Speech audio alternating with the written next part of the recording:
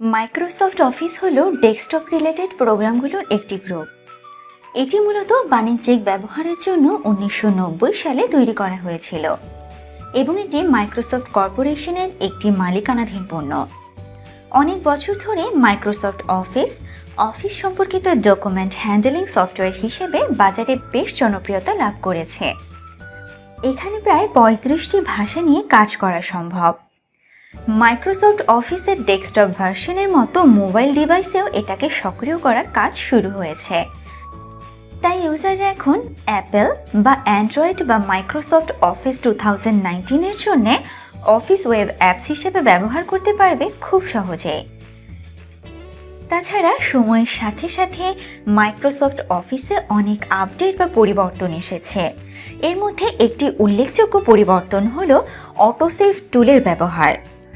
Microsoft Excel, word এবং পাওয়ার পয়েন্টের একটি টেমপ্লেট পরিবর্তন করার পরে আপনি কি সেভ অ্যাজ অপশনটি ব্যবহার করেন? মাইক্রোসফট অফিস ব্যবহারকারীদের জন্য এক্সেল, ওয়ার্ড এবং পাওয়ার পয়েন্টে এখন অটোসেভ নামে একটি চমৎকার টুল এনেছে, যা প্রতি কয়েক সেকেন্ড কাজ করার সাথে সাথেই ফাইল সেভ করে নেয়।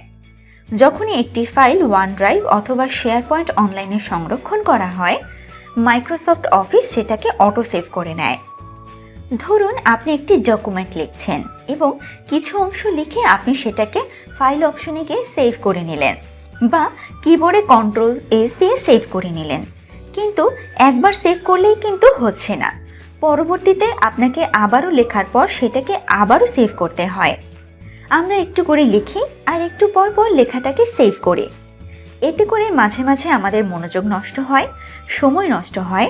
লেখার সময় মনোযোগ ধরে রাখতে এবং ফাইল বারবার সেভ করার টেনশন থেকে মুক্তি পেতে অটোসেভ টুল ব্যবহার করতে পারেন। কিন্তু সমস্যা হচ্ছে আমরা অনেকেই জানি না অটোসেভ টুল এক্সেল, ওয়ার্ড এবং পাওয়ার পয়েন্টের কোথায় আছে বা কিভাবে অটোসেভ টুল সেট করতে হয়। এক্সেল, ওয়ার্ড এবং পাওয়ার পয়েন্টের উপরের বাম পাশে টুলবারের কাস্টমাইজড কুইক অ্যাক্সেস টুল বক্সে ক্লিক করার পরে অনেকগুলো অপশন আসবে। সেখান থেকে মোর কমেন্টসে গিয়ে সেভ অপশনে ক্লিক করলে সেভ অটো রিকভার ইনফরমেশনে ক্লিক করে টাইম সেট করে নিতে হবে। এখানে 1 থেকে 20 মিনিট পর্যন্ত সেভ অপশন অ্যাড করতে পারবেন। আপনারা চাইলে 1 মিনিট পর পরও ডকুমেন্ট সেভ করার জন্য সেকেন্ড অ্যাড করে দিতে পারবেন, অথবা ফাইল ট্যাব থেকে অপশনে ক্লিক করেও সেভ অপশনটি পেয়ে যাবেন। তাছাড়াও কোনো ফাইল বা ডকুমেন্ট যদি সেভ করার আগে ল্যাপটপ বা পিসি যদি অফ হয়ে যায়, তখন সেটার লোকেশন দেখার জন্য অটো রিকভার ফাইল লোকেশনে ক্লিক করে দেখে নিতে পারবেন।